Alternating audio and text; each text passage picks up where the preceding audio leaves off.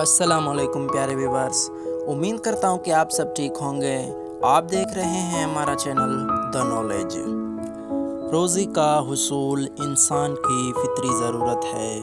اسلام دین کی فطرت ہے اور انسان کی فطری خواہشات کی تکمیل کو پسندیدگی کی نظر سے دیکھتا ہے، مگر یہ بھی چاہتا ہے کہ انسان اپنی ان ضروریات کی تکمیل کے لیے صرف جائز ذرائع کو اختیار کرے۔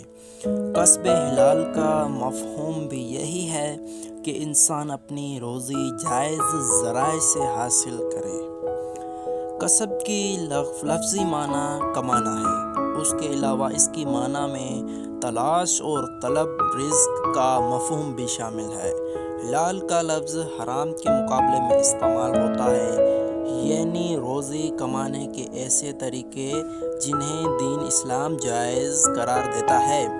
اگر شریعت کے حرام کردہ ذرائع کو اختیار کر کے روزی کمائی جائے تو وہ کسب حلال میں شمار نہیں ہو سکتا۔ اسلام انسانی زندگی کے بارے میں ایک واضح نقطہ نظر رکھتا ہے۔ بعض چیزوں کو جائز قرار دیتا ہے اور بعض چیزوں کو حرام قرار دیتا ہے۔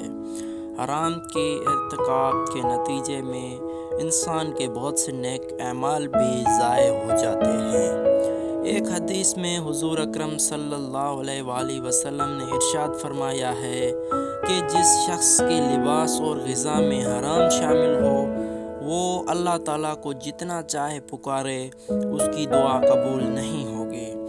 اسی طرح ایک اور جگہ آپ صلی اللہ علیہ وآلہ وسلم نے فرمایا کہ حرام کے ایک لقمے کی بنا پر 40 دن کی نماز قبول نہیں ہوتی۔ دعا ہے اللہ پاک ہمیں کسب حلال رزق کمانے کی توفیق عطا فرمائے۔ اپنا بہت سارا خیال رکھیے گا اور ہمیں دعا